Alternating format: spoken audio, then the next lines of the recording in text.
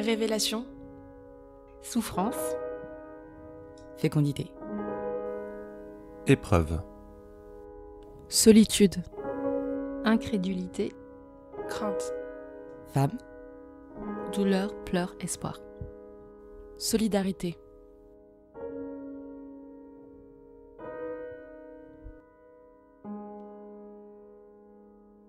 Bonjour à toutes et bienvenue sur Parlons d'endo, le podcast qui vous parle d'endométriose.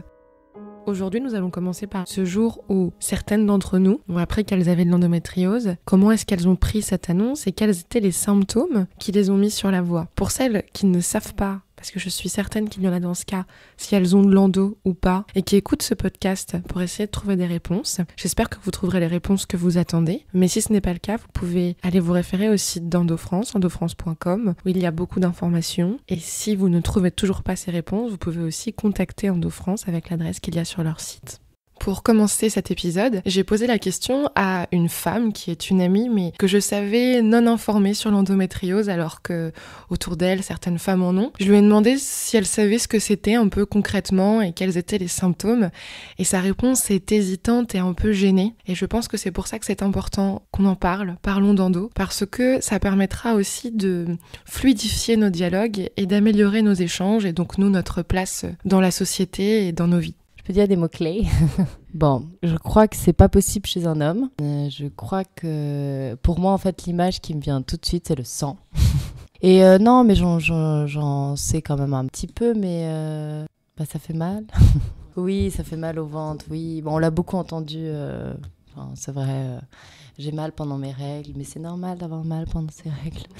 Non, mais en fait, c'est les symptômes de saignement abondant, j'imagine, de mal-être. J'imagine que tu peux même avoir des malaises ou même avoir envie de vomir tellement le mal te prend au ventre.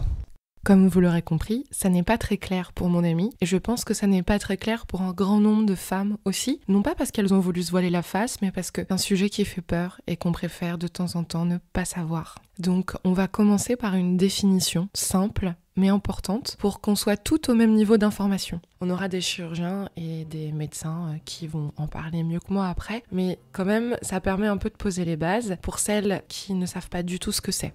Je vais la lire, c'est dans le petit livre sur les idées reçues sur l'endométriose écrit par le professeur Chaperon. Elle est liée à une localisation anormale du tissu endométrial. L'endomètre est la muqueuse qui tapisse la face interne de l'utérus. Ce tissu se nomme endométriose lorsqu'il est retrouvé en dehors de l'utérus. Comme l'endomètre, il est sensible aux variations hormonales. Il va augmenter de taille et d'épaisseur sous stimulation œstrogénique et se désagréger lors de la période des règles. L'endomètre normal qui tapisse la cavité utérine va pouvoir s'évacuer par le vagin, ce sont les règles, alors que le produit de dégradation de l'endométriose reste piégé dans la cavité abdominale. Il va alors induire une réaction de l'organisme, entraînant une inflammation locale. Et cycle après cycle, les lésions d'endométriose se développent, grossissent, ainsi que les conséquences de la réaction de l'organisme. L'inflammation augmente. Cette pathologie reste très lentement évolutive et il faut souvent de nombreuses années pour que les lésions deviennent clairement visibles sur les examens d'imagerie. Bon voilà, c'était un peu laborieux. Avec mes mots, les règles qui s'évacuent normalement sont régurgitées par les trompes et des cellules de règles, d'endomètre, vont aller se coller à des organes. Ça peut être votre intestin, ça peut être votre vessie, ça peut être votre côlon, ça peut même être les poumons ou le cerveau. Et en fait, ces cellules vont quand même saigner au rythme des règles, sauf que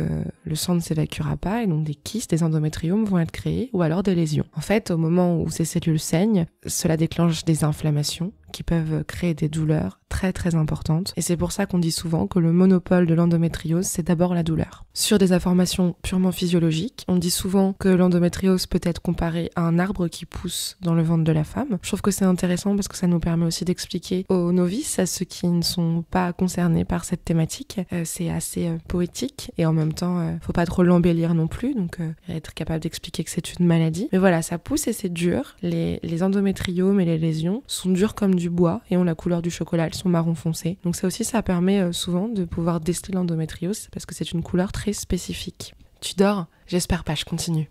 Je rentre directement dans le vif du sujet. Une douleur de règle ne doit pas durer plus de 24 heures. Alors, il faut faire attention au fait que l'ovulation peut être très douloureuse, mais si la femme ressent des douleurs qui sont supérieures à une échelle environ de 7 sur 10, cela voudra dire que c'est souvent associé à des malaises et à des arrêts de travail ou à une impossibilité de bouger. Dans ce cas-là, il faut rechercher une endométriose. Je vous parle de douleurs très fortes parce que c'est souvent comme ça qu'on reconnaît l'endométriose, mais n'oubliez pas qu'il peut y avoir des endométrioses asymptomatiques, sans douleur, qu'on découvre du coup souvent un peu par hasard ou au moment où un problème de fertilité se dévoile. Je passerai très vite sur ce sujet parce que des professeurs avérés et reconnus vous en parleront mieux que moi. Souvent, il y a 2 cas de figure où on découvre de l'endométriose. Soit la femme actionne elle-même des examens qui lui permettent de trouver qu'elle a de l'endométriose, soit on découvre cette endométriose au détour d'un autre problème de santé. Ça peut être une occlusion intestinale, des problèmes rénaux. C'est souvent le cas en fait parce que l'endométriose est très difficilement diagnosticable. L'imagerie ne la montre pas tout le temps et du coup malheureusement on la découvre au détour d'un problème qui a été déclenché parfois par l'endométriose. Certaines endométrioses sont asymptomatiques. Chance et pas chance à la fois. Malheureusement, une femme peut se découvrir infertile sans jamais avoir souffert, donc sans avoir pu avoir la chance de se soigner. Mais les douleurs d'endométriose sont quand même extrêmement violentes pour la plupart d'entre nous, donc c'est aussi positif de ne pas avoir de douleur. C'est pour ça que de toute façon, ça vaut toujours la peine de faire un check, qu'on ait mal ou pas, fréquemment. Et une échographie n'a jamais tué personne, donc c'est important d'en faire une assez fréquemment pour être sûr qu'il n'y a pas de mauvaise surprise. Comme je vous le disais, l'endométriose est une maladie complexe. C'est une maladie qui engendre des douleurs neuropathiques, inflammatoires, hormonales, multifocales. Il y a énormément de symptômes différents qui s'entremêlent. C'est pour ça que certains médecins s'y perdent. Moi, par exemple, lorsque je suis allée voir ma généraliste, je lui disais que j'avais des problèmes digestifs, mais très aigus, notamment pendant mes règles. Mais il y avait aussi difficulté à bouger mes jambes à certains moments, des grosses fatigues chroniques qui étaient inexpliquées, où en fait, je ne me réveillais pas pendant toute une journée, sans pouvoir savoir pourquoi. Donc j'étais persuadée que j'avais vraiment quelque chose de grave ou un problème d'endormissement pathologique. On m'avait jamais parlé de l'endométriose, évidemment. Donc pour eux, il y a des problèmes urinaires, c'est très compliqué. Donc à savoir intéressant, l'endométriose peut se fixer sur les ligaments utérosacrés. Donc là, la personne va être capable de détecter l'endométriose parce qu'elle aura souvent des douleurs pendant les rapports, dans le ventre, si elles sont profondes, ou balistiques, quand le partenaire touche le fond du vagin, positionnel uniquement dans certaines positions. Il y aura aussi des indices au niveau des selles, diarrhée et alternée avec des constipations pendant et avant les règles, et dans les cas les plus graves, du sang dans les selles aussi. La constipation, c'est un vrai symptôme. C'est assez impressionnant. Je savais pas que c'était possible, mais en fait, ça peut durer plusieurs semaines. Il faut vraiment être attentive à ça, même si c'est pas le sujet le plus glamour du monde. Et il y a aussi des localisations qui sont diaphragmatiques, et ça peut donner des douleurs au niveau du foie. Il n'y a pas que l'alcool, et de l'épaule droite, quand on inspire, quand on respire profondément. Donc ça aussi, c'est bon à savoir. Les douleurs urinaires sont fréquentes. Moi, j'ai eu beaucoup d'infections urinaires, et même une pyélonéphrite. Il y a des crampes importantes quand on ne boit pas assez. Et ça irrite les nerfs, en fait, de la vessie. Donc voilà. Ça, c'est pour les gros symptômes. Symptômes qui ne sont pas additionnels, mais qui sont aléatoires en fonction des cas, car chaque endométriose est différente. Dernier point, et ensuite je vais laisser le sourire de Vanessa bercer cet épisode. Les douleurs ne sont pas proportionnelles à la taille des lésions. J'ai presque envie de le répéter, c'est important. C'est-à-dire qu'il y a des femmes qui ont des très grosses lésions, des gros endométriomes, et qui ont des petites douleurs, voire pas du tout. Et il y a des femmes qui vont avoir 3 lésions mal placées sur des zones nerveuses et qui vont énormément souffrir. Voilà. Donc ne paniquez pas si les images médicales ne sont pas à la hauteur de vos douleurs, ça ne veut rien dire. Les médecins sont en train d'être formés là-dessus. Il y a des centres experts qui vont être créés partout en France, appelés aussi filières de soins par le ministère. Le ministère de la Santé est sur le coup, donc bientôt ça sera possible d'être entendu. Pour le moment, si ça n'est pas le cas, fiez-vous à ça parce que c'est important de le savoir. Pour les étapes de diagnostic, je vais faire vite parce qu'on en reparlera. Première intention, une échographie pelvienne. Deuxième intention, une IRM, si on veut vérifier, si on n'a rien trouvé ou si on a besoin de voir plus. Et troisième intention, uniquement, peut-être une cœlioscopie diagnostique, donc la chirurgie, mais attention à manipuler, à accepter avec parcimonie parce que la chirurgie peut aussi développer de nouvelles douleurs ou créer de nouvelles adhérences. Donc ça doit être fait dans un cas qui est absolument nécessaire. Et aujourd'hui, la cœlioscopie est un peu trop trop prescrite. Et les femmes ne savent pas en fait qu'elles vont avoir des douleurs ensuite, qui vont peut-être, pas systématiquement, mais en tout cas, ce n'est pas la première intention pour diagnostiquer l'endométriose, et loin de là. Un petit complément sur ce délai de diagnostic, puisque vous avez dû l'entendre, environ 7 ans séparent le début des douleurs du diagnostic, ce qui n'est pas normal, c'est extrêmement long, aujourd'hui encore. Mais ce délai de diagnostic doit être séparé en deux. Il n'y a pas que la responsabilité des médecins. Il y a bien sûr cette responsabilité-là où le corps médical n'est pas assez informé et éduqué sur la question de l'endométriose, mais il y a aussi le délai qui sépare le début des douleurs de la patiente de sa première consultation. Les femmes hésitent à s'intéresser au problème, probablement par peur, parce que l'infertilité fait peur et que c'est un mot qui est associé à l'endométriose, mais parfois aussi par flemme ou par désintérêt de leur corps. Voilà. Donc si vous vous posez des questions, vous n'avez rien à perdre. En France, on a une bonne sécurité sociale. Ça vaut le coup vraiment d'aller juste faire un check. Merci d'avoir écouté ces informations. Je trouve que c'est important parce que je veux pas faire un podcast uniquement de témoignages. Il y a un des problèmes dans l'endométriose qui est quand même que les femmes aujourd'hui ont des fausses idées sur la maladie. Dans les témoignages, il peut y avoir des informations qui sont pas tout à fait justes, ce qui est normal. Moi aussi, j'ai plein de fausses idées. C'est pour ça que j'interroge des chirurgiens et des professionnels, la présidente d'Endo-France, des psychologues. C'est pour remettre aussi un peu les choses en place et infirmer ou confirmer les informations qu'on a. Il y aura des témoignages, mais la base du podcast est quand même d'essayer de vous nourrir pour que vous ayez les clés pour continuer à avancer sereinement. Voilà pour les informations théoriques nécessaires à l'appréhension de ce podcast. On va écouter tout de suite Vanessa, une jeune femme pétillante que j'ai rencontrée dans un salon de coiffure. 2 jours après avoir appris que j'avais de l'endométriose, j'étais effondrée, vous l'imaginez bien. J'avais pas du tout pris le recul nécessaire, donc je savais absolument pas à quelle sauce j'allais être mangée. Et en fait, je me suis mise à pleurer pendant qu'elle me coiffait. Et elle m'a demandé ce que j'avais. Et je lui ai expliqué. Et en fait, elle venait de se faire opérer d'une chirurgie très lourde, gastro. Elle avait une poche pendant plusieurs mois. Et en fait, elle est venue vers moi, elle m'a accueillie, elle m'a écoutée, elle a ri avec moi. Elle a dédramatisé aussi et donc elle a une page Instagram qui s'appelle Le sourire d'une endo-girl. Et c'est vrai, c'est totalement ça, il y a absolument rien de surfait. Elle se marre tout le temps, d'ailleurs je suis un peu étonnée parce que après les opérations qu'elle a vécues et tout son parcours, on se dirait que ça serait aussi normal d'avoir un ton grave. Mais c'est sa manière de réagir, de vivre les choses. Elle rit et c'était super agréable de partager un moment avec elle autour du sujet qui nous rapproche, l'endométriose. Est-ce que tu peux te présenter rapidement et nous parler un peu de ta rencontre avec l'endométriose pour commencer? C'est agréable de commencer comme ça parce que tu souris déjà.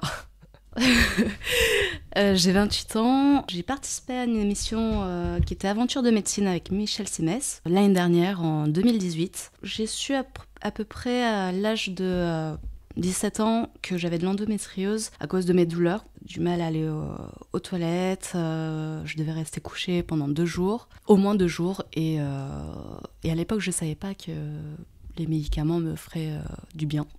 Mais bon, là, je restais recroquevillée dans le lit et à pleurer toutes les larmes encore.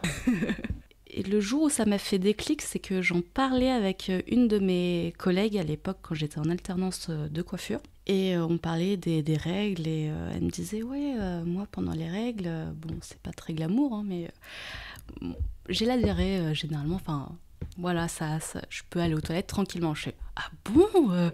Étonnée, moi non. Moi je peine, c'est ça. Je peine, je tiens la poignée à mort, je peux pas, je pleure, voilà. Il y a des moments où vraiment, vu que je forçais à mort, voilà quoi, c'est... Et c'est là que je me suis dit, ouais, c'est bizarre quand même. En fait, à chaque fois, j'allais voir un médecin et il me disait, oui, non, je vais vous changer de pilule. La base.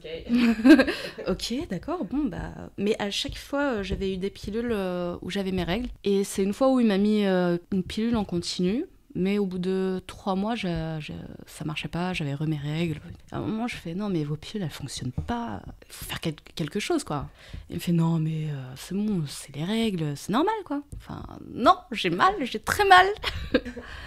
Et là, je fais, non, mais s'il vous plaît, on peut au moins faire une radio, un scanner, j'en sais rien, mais faire quelque chose, quoi. Je suis certaine, je suis persuadée d'avoir quelque chose. Et là, la petite phrase de base d'un médecin, « Oh, si ça peut vous rassurer. » Voilà.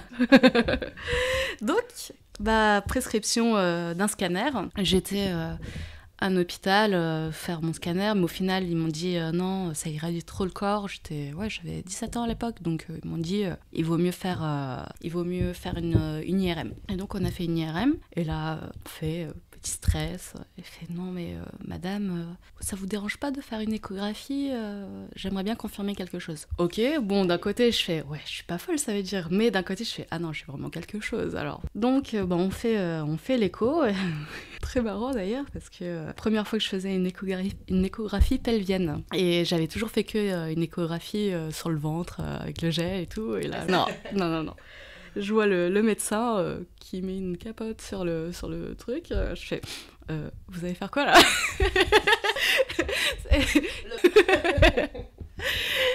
Et là, elle fait vous allez mettre de là.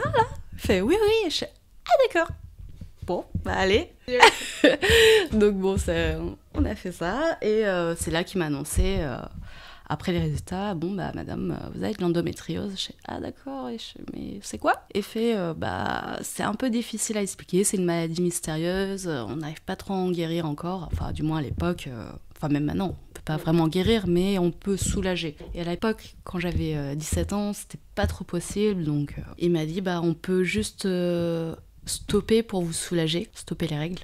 Et donc après, pour l'instant, il n'y a pas de diagnostic. Et je fais ok, il fait le mieux c'est d'aller voir des spécialistes si vous pouvez. Continuez votre vie, quoi. À 17 ans. Ok. Non, bon, ça va. Heureusement, à 17 ans, j'étais déjà mature, donc ça va. J'ai su tout de suite, j'ai su que j'avais vraiment quelque chose au final, et que je pouvais mettre un mot à mes mots. En sachant ça, même certains médecins ne me croyaient pas. On m'a mis sous pilule et tout, et je suis allée voir un médecin près de chez moi, et il m'a mis sous une pilule où j'avais mes règles. Et un jour, non, j'en pouvais plus, je pleurais et tout, je suis partie à cette clinique où vraiment j'ai eu du mal à marcher, mais je suis allée le voir en urgence. Il n'était pas là, et c'est une de mes femmes, de ses confrères qui m'a vue et qui me fait non mais il est inconscient, il faut absolument pas que vous ayez vos règles en fait en ayant l'endométriose. Je dis c'est bon à savoir, de toute façon il m'avait pas cru, parce que oui, de base il m'a dit il a vu mon dossier, c'est pas possible à votre âge d'être à ce stade-là. Je fais je les ai pas inventés, mais bon, soit, ok, allez. Et donc voilà, et à partir de là où j'ai rencontré cette femme qui m'a dit que sur Facebook, il y avait des groupes aussi qui nous aidaient. Le délai de diagnostic est trop long, et on dit souvent que la lutte est menée par les malades en ce qui concerne l'endométriose. Vanessa l'a bien compris, et très vite elle s'est tournée vers des femmes qui avaient la même maladie qu'elle, via les réseaux sociaux surtout, et cela lui a fait beaucoup de bien. C'est aussi mon cas, moi qui n'étais pas très communauté avant ça, et je me suis rendu compte que c'était avant tout cette communauté de femmes qui me permettait de me sentir moins seule et de faire peser moins de choses aussi sur mon entourage. En écoutant Vanessa, je me demande si cette maladie lui a fait changer aussi sa vision de l'avenir. Ouais, elle a totalement changé de quand j'étais plus jeune. Je pensais plus jeune que j'allais marier à 25 ans, avoir des enfants, être tranquille. Que dalle. La vie n'est pas comme on le voudrait, hein. Donc non, sur ça, je me suis dit on peut pas vraiment prévoir le futur, donc on vit au jour le jour avec ce qu'on a, et voilà, on fait avec. On essaye quand même de se projeter un minimum, mais on a quand même au fond de la pensée un petit côté négatif de ça peut pas se passer forcément comme on le voudrait, quoi. La vie de Vanessa est plein de bonnes surprises, et notamment elle s'est mariée il y a pas longtemps. La question que je me pose, c'est est-ce qu'ils ont appris ensemble qu'elle avait de l'endométriose, ou comment elle lui a annoncé. Je pense pas que ça soit un sujet facile pour les femmes de dire à leur rencontre qu'elles sont atteintes d'une maladie, quand bien même c'est une maladie qui évidemment ne tue pas. Ça reste un quotidien lourd et difficile, et certains hommes peuvent en avoir peur. Donc Vanessa, toi qui es pleine d'énergie, comment as-tu décidé d'aborder la chose ? Alors ça a été un peu trash. Moi je mets les pieds dans le plat.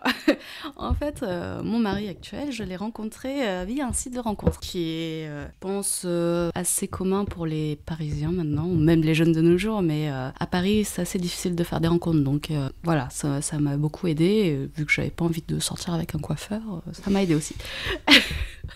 Voilà, lui, je suis coiffeuse. Donc on ne touche pas aux clients. Chose à préciser. Voilà, il y a la limite.